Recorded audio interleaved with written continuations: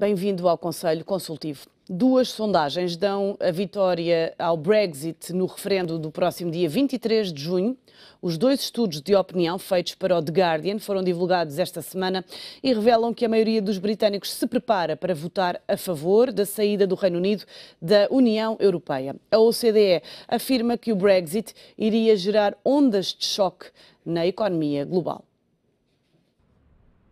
A saída ou continuidade do Reino Unido da União Europeia vai ser decidida em referendo a 23 de junho e os apoiantes do Brexit surgem agora à cabeça em dois inquéritos realizados pelo Instituto de Sondagens ICM para o diário britânico The Guardian. A primeira sondagem foi realizada por telefone junto de uma amostra representativa de 1.004 pessoas entre os dias 27 e 29 de maio. A segunda, nas mesmas datas, foi realizada junto de 2.052 pessoas na internet. O inquérito online dá aos apoiantes do Brexit 47% das intenções de voto contra 44% dos que apoiam a manutenção e 9% de indecisos.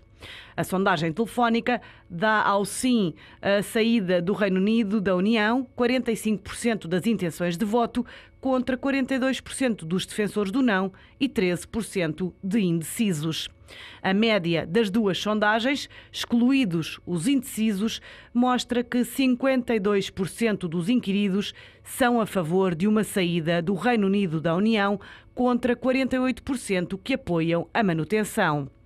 A OCDE afirma que o Brexit iria gerar ondas de choque na economia global. A organização diz que haveria custos significativos não só para o Reino Unido como para a Europa, mas também para o resto do mundo. Segundo a análise da OCDE, a economia do Reino Unido baixaria 1,5% em 2018 sob a influência do Brexit. Ao mesmo tempo, a economia irlandesa desceria 1,25%, a da zona euro 1% e a dos países da OCDE sofreria uma descida um pouco mais de 0,5%. É um dos temas para análise com os comentadores do ETV, Beja Amaro e também Hugo Miranda. Muito obrigada a ambos pela presença neste Conselho Consultivo. Beja Amaro, estamos a poucos dias do referendo no Reino Unido e tudo indica que, pelo menos a avaliar por estas duas sondagens, que os britânicos se preparam para votar a favor da saída do Reino Unido da União Europeia. E se isso acontecer? Se isso acontecer é uma incógnita muito grande, não é? Eu julgo que não vai acontecer. E quando digo incógnita, não me parece, mesmo com os diferentes estudos que têm sido feitos, tanto do lado de cada mancha como do lado de lá, não é claro quais sejam ou quais venham a ser as consequências de uma saída da Europa. Agora, eu acho estranho, portanto, esta sondagem que foi feita não coincide com as sondagens que têm sido feitas ao longo dos últimos, se quisermos, meses, que dão uma indicação contrária a esta. Ainda que com cerca de 12, 13% de ingleses que não tomaram ainda a decisão, o ficar na Europa tem a maioria. Esta sondagem é um pouco estranha e, pelo que eu tenho ouvido... São duas sondagens. E elas não são no mesmo sentido. É que, curiosamente elas têm tido, ao longo, e repito-me, ao longo dos últimos meses, uma aproximação, sem dúvida, mas o ficar, digamos que na Europa tem ganho. Bom, mas seja como seja, e eu espero que não haja, digamos, que o Brexit não seja uma realidade, as consequências são muito difíceis, mas muito difíceis de quantificar. As relações económicas e sociais existentes entre a Europa e, digamos que, da integração, não obstante não estarmos a falar de um país onde o euro tenha, digamos que, vencido, temos, digamos, uma relação já muito estreita e todo um conjunto de interligações económicas e eu até diria mesmo mais sociais que não sei, digamos que, se viessem a acontecer, quais seriam as consequências, neste caso, diria para a Europa, e mais grave ainda para o euro, não é? Portanto, porque nunca poderíamos dissociar estas duas questões. Se a Europa já tem, digamos que todo um conjunto de desafios que são realmente muito importantes, e eu diria que podem levar a Europa para um caminho muito, muito estreito, com a saída, digamos que a acontecer, nós teríamos com certeza que rever todo um conjunto de atitudes da própria Europa. Eu diria que até a nível mundial iríamos ter perturbações bastante grandes, fundamentalmente ao nível financeiro, se calhar mais até do que ao nível, digamos que produtivo, ou se quisermos real, das economias, porque não nos podemos esquecer que a própria Londres é um espaço de gestão financeira mundial assinalável, eu diria que das três maiores do mundo. Portanto, há aqui todo um conjunto de relações e por isso eu, repetindo-me, dificilmente estes estudos económicos conseguem quantificar, tanto positivamente como negativamente, portanto, os efeitos reais de uma saída. Que positivo não é, com certeza, mais pelas razões de todo um trabalho que tem vindo a ser feito. E aqui, digamos que não vou expressar a minha opinião em relação à Europa e digamos que até a participação de Portugal nessa mesma Europa. Mas pronto, em relação ao modelo existente, não me parece que fosse, digamos que, um caminho positivo para a Europa. E mesmo para a Grã-Bretanha.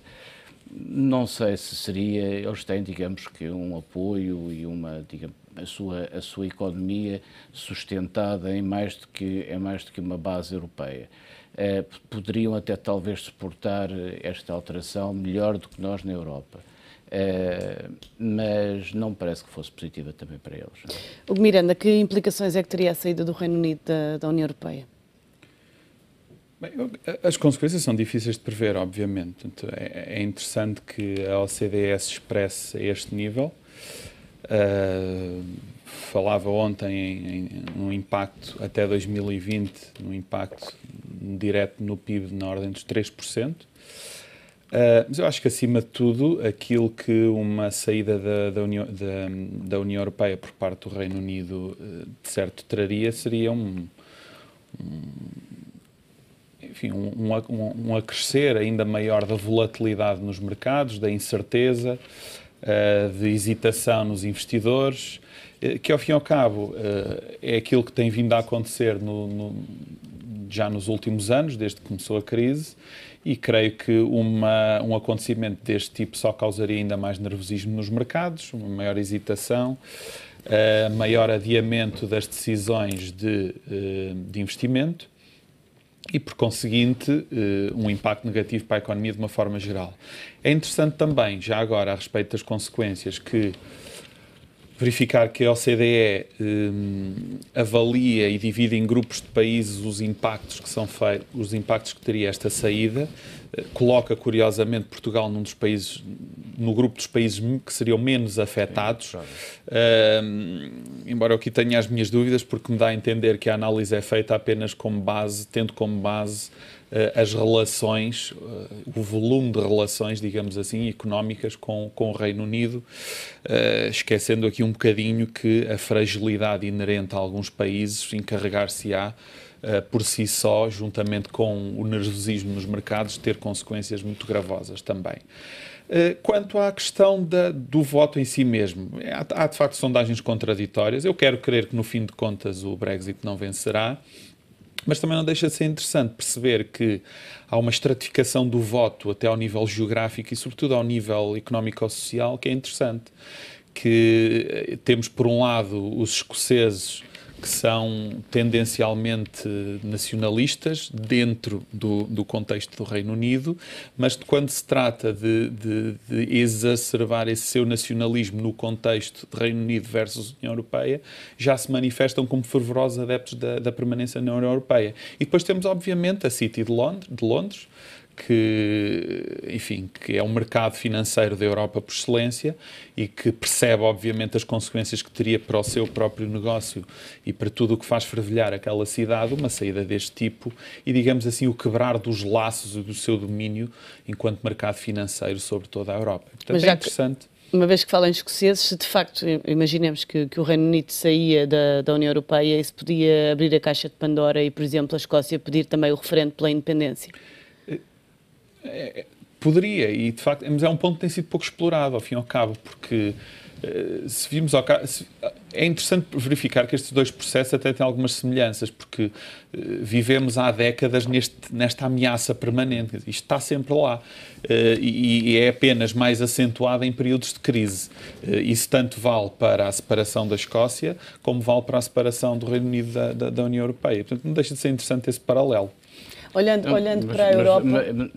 Mas é mesmo verdade. Eu até aumentava o prazo. É que não é um problema só de há décadas, é um problema de há centenas de anos atrás.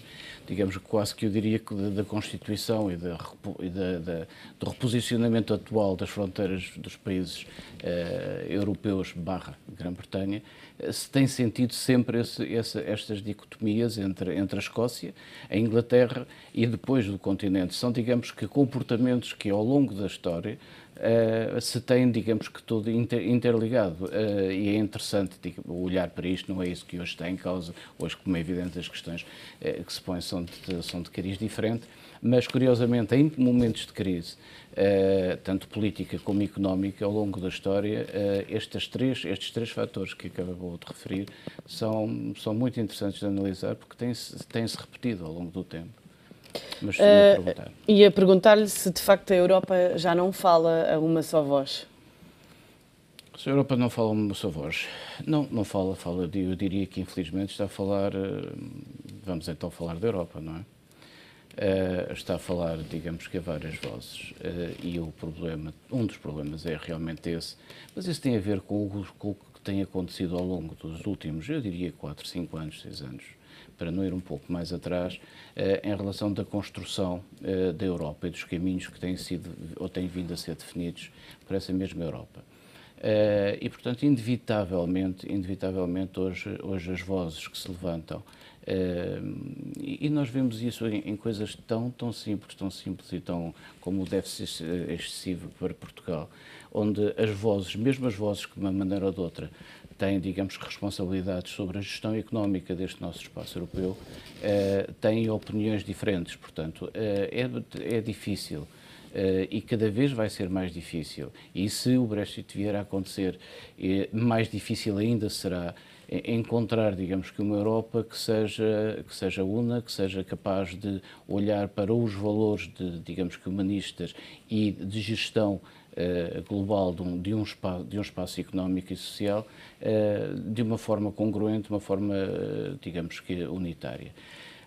Para além de todos os outros problemas que, como sabe, e digamos que temos aqui referido várias vezes, estão a pôr em perigo ou estão a pôr, digamos que em causa toda esta construção europeia. Portanto, é muito difícil, eu diria quase que impossível, haver uma só voz em relação, portanto, às decisões que venham a ser tomadas, portanto, na Europa. Não é? Tendo em conta que, pegando aqui nas palavras do Benjamin, que a Europa fala a várias vozes, se por exemplo, de facto, o Reino Unido saísse da União Europeia, isso podia de alguma forma ajudar Portugal no que toca, por exemplo, a possíveis sanções, enfim, uma mudança de postura por parte da Comissão Europeia?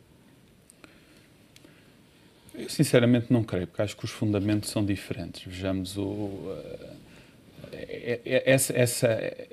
digamos assim, essa contestação de Portugal, não sei se lhe podemos chamar assim, talvez não seja a palavra mais correta, mas enfim, essa questão relacionada com as sanções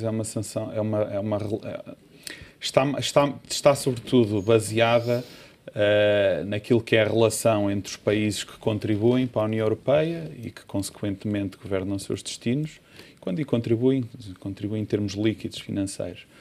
E os países que, numa ótica, digamos, míope ou curta, recebem contribuições líquidas da União Europeia. Que, ao fim e ao cabo, ao longo dos tempos, estes pacotes de ajuda financeira e estes pacotes de financiamento que inicialmente se chamavam até de solidariedade, não é? E hoje em dia já são mais, até a terminologia nestas coisas não é de sumenos, tem de facto feito com que haja, sobretudo nas opiniões públicas dos países que contribuem, uma menor compreensão para com as vantagens que advêm para o próprio país que contribui, de ter esta solidariedade que, ao fim e ao cabo, beneficia de forma indireta. Portanto, eu não quero crer que haja aqui uma relação entre as duas coisas. Aquilo que eu, de facto, concordo é que uma saída do Reino Unido da União Europeia é, afim ao cabo, mais um prego no caixão da União Europeia, se podemos dizer assim. Portanto, nós já vivemos um problema muito complicado que tem a ver com a forma como as pessoas reconhecem as instituições europeias, tem na sua legitimidade democrática. Vejamos a forma como as pessoas participam nos atos eleitorais para a União Europeia. As pessoas veem a União Europeia um bocadinho, e os órgãos de decisão cada vez têm mais impacto nas nossas vidas, um bocadinho como distantes e um bocadinho como suprademocráticos.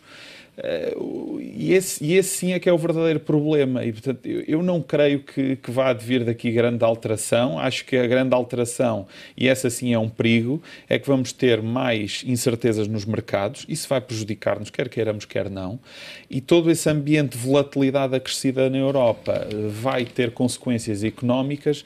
E aquilo que é a minha visão é que as consequências económicas negativas, essas sim, mesmo quando versam sobre os outros países, sobre os países do centro da Europa, vão ter sempre consequências negativas para nós. Essa é que é a minha preocupação essencial. Mas, Amar, o público escreve hoje que o PS quer forçar todos os partidos a votar contra as sanções de Bruxelas, numa ótica de dar aqui ideia de consenso em Portugal. O que é que lhe parece? Vai conseguir ou não? Parece-me bem. Como medida política e como estratégia política, parece-me corretíssimo, não é? Se o vai conseguir. Eu diria que, muito possivelmente, sim. Com, digamos que, algumas abstenções do lado da direita parlamentar, mas que, com certeza, sim, se o levar para a frente. O PSD e o CDS terão grandes dificuldades, depois do que têm dito ultimamente, então neste caso mais o CDS até do que o PSD, porque o PSD tem estado um bocado calado. Todos eles dizem, mais ainda, portanto, grande parte destas possíveis sanções dizem respeito ao ano de 2015, onde, digamos que a governação à direita foi, digamos que, responsável. Portanto, não vejo que, na sua essência, eles possam não, digamos que, acompanhar uma moção ou, pelo menos, uma tomada de posição como essas.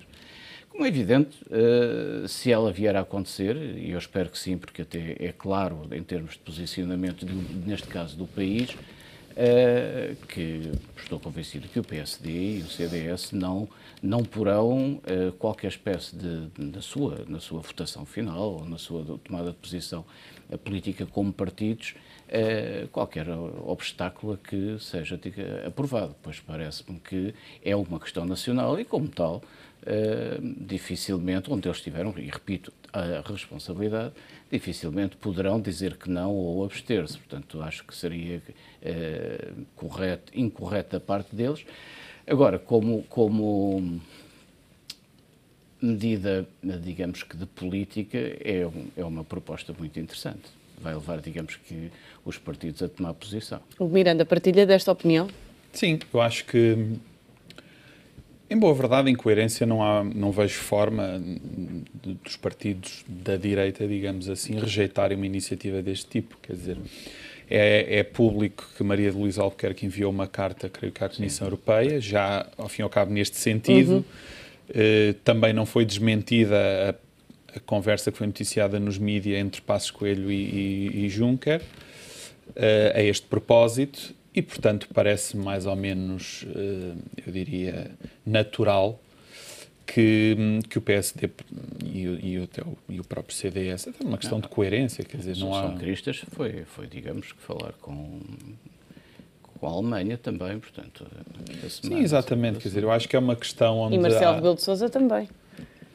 Mas Marcelo Rebelo de Sousa até podia ser, por acaso, acho que Marcelo Rebelo de Sousa aqui poderia eventualmente jogar esse papel agregador, porque é uma pessoa, enfim, além de ser Presidente da República, parece-me que já ter granjeado algum respeito, um enorme respeito por parte, pelo menos, dos partidos do centro, de forma clara, e, portanto, poderia ser aqui a personagem agregadora que encabeçasse, digamos assim, este movimento. Mas a questão disto ser aprovada uma recomendação no Parlamento, enfim, é, digamos que o PS a obrigar o PSD a vir a jogo e ao fim e ao cabo, a aparecer na fotografia de uma forma mais direta do que aquela que eu acho que já tem vindo a aparecer, embora, obviamente, o PSD queira com isto não tirar o foco do governo, obviamente, porque quer continuar nesta posição mais passiva de deixar o governo assumir as suas responsabilidades e arcar com aquilo que vai acontecendo.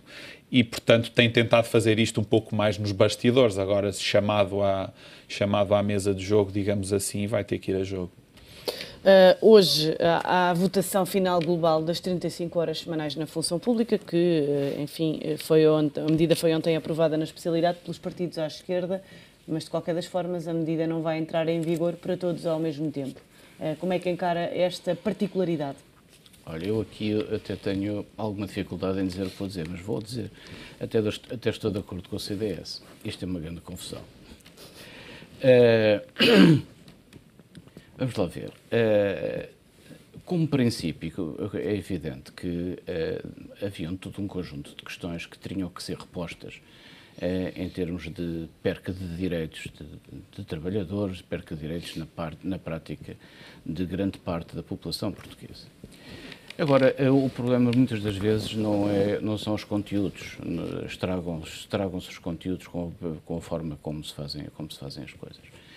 E neste caso, dá-me a ideia de que antes de se tomarem medidas, e havia tempo para o fazer, porque o princípio estava definido, eles próprios, e aqui até mais longe, o próprio PS, o programa de PS, é claro nesse tipo de afirmações. Não era necessário, era ser feito nos primeiros 15 dias. O que é que está a acontecer e o que é que vai acontecer? Vai acontecer que vai ser bastante difícil conseguir encontrar, digamos, que a bissetriz da aplicação destas 35 horas.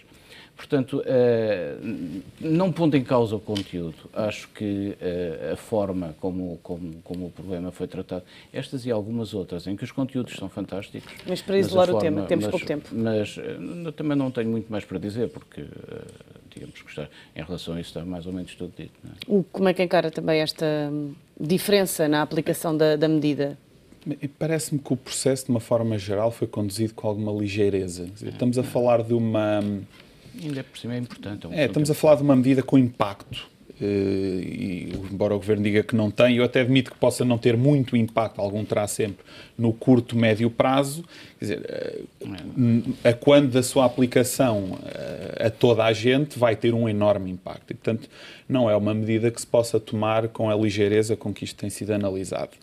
Eu não sei se foi feito algum estudo, quer dizer, eu não conheço o impacto, acho que era importante perceber-se quanto é que isto custa, não é? Porque, obviamente, o Governo tem legitimidade política para decidir que as 35 horas é a melhor solução, embora nisto fique um pouco isolado na Europa, porque eu creio que só há mais 2 países que tenham 35 horas na Europa, todos os outros têm 40. Para concluir. Portanto, se o Governo tem esta posição política, tudo bem, mas acho que pelo menos deve a justificação de apresentar números e mostrar qual é que é o real impacto desta medida no curto, no médio e no longo prazo. Muito obrigada a ambos pela presença e análise neste Conselho Consultivo, que hoje fica por aqui, está de regresso amanhã. Contamos consigo. Até lá.